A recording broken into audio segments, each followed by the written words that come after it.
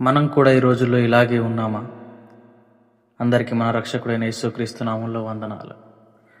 ఒక అంధుడు తన చేతిలో ఉన్న రూ. 1000 నోటుని పారేసి విలువ లేని ఒక మెత్తటి కాగితాన్ని జాగ్రత్తగా పట్టుకుంటున్నాడు. అతను ఇలా ఎందుకు చేశాడంటే, తన చేతిలో ఉన్న ఆ కాగితం పట్టుకొనుటకు మెత్తగాను మరియు అతనికి సంతోషంగాను ఉన్నది.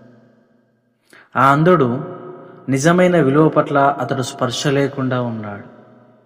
అదేవిధంగా ఒక 2 సంవత్సరాల బిడ్డను చూసినట్లయితే, తనకొక రూ. 100 నోటు ఇస్తే ఆ నోటును పారేసి ఎందుకు పనికిరాని విలువలేని ఒక బొమ్మను పట్టుకుంటాడు, లేకపోతే దాంతో ఆడుకుంటాడు. ఎందుకంటే ఆ చిన్న బిడ్డ కూడా ఇంకా ఎదగలేదు కాబట్టి. నిజమైన విలువ యొక్క విషయంలో అజ్ఞానంగా ఉన్నాడు ఆ చిన్న బిడ్డ, ఆ అంధుడు. మానవుడు కూడా, క్రైస్తవుడు కూడా ఆత్మ సంబంధమైన విషయాల్లో అంధునిగా జన్మించాడు. అందువల్లనే ప్రతి ఒక్కరు కూడా తను చేస్తున్నది నిత్యత్వమునకు వెలుగు లేదా విలువ కలదో లేదో అని పోల్చుకోలేని సామర్థ్యాన్ని కోల్పోయి ఉన్నారు. దీని ఫలితంగానే ఈ లోకములో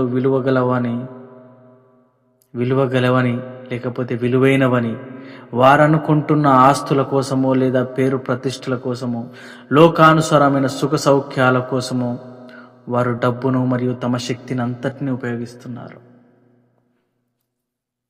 2 కొరింథీయులు 4:18 దేవుని వాక్యం ఇలాగ సెలవిస్తుంది: ఏలయనగా దృశ్యమైనవన్నీ అనిత్యములు, అదృశ్యమైనవన్నీ నిత్యములని. మనకు వాక్యం స్పష్టంగా సత్యాన్ని తెలియజేస్తుంది. అట్లైనను మనము ఆ వాక్యం పట్లను స్పర్శ లేకున్న వారిగా ఉంటున్నాము.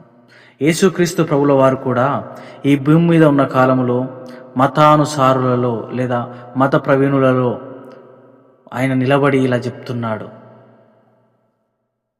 ఒకడు లోకం అంతటిని సంపాదించుకొని చివరికి తన ప్రాణంను కోల్పోతే ఏమి ప్రయోజనమని వారి వైపు విచారంగా చూస్తూ వ్యక్తం చేశాడు విచారాన్ని. ఆయనను ఏ ఒక్కరు కూడా మారలేరు. ఈ లోకంలో ఏ మానవుడైనను, క్రీస్తును తెలుసుకున్న విశ్వాసైనను తప్పక దేవునితో యేసుక్రీస్తు ద్వారా సరైన సంబంధాన్ని కలిగి ఉండాలి. నిత్యత్వం యొక్క విలువను కనుగొనాలి.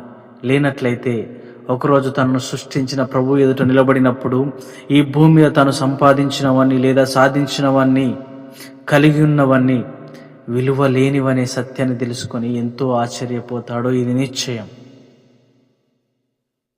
ఇకనైనాను నిత్యత్వం గురించి మనము మన శక్తిని అంతటిని ధారపోయడానికి, ప్రయాసపడడానికి ఆ దేవుడు మనకు సహాయం చేయనుగాక. ఆమేన్.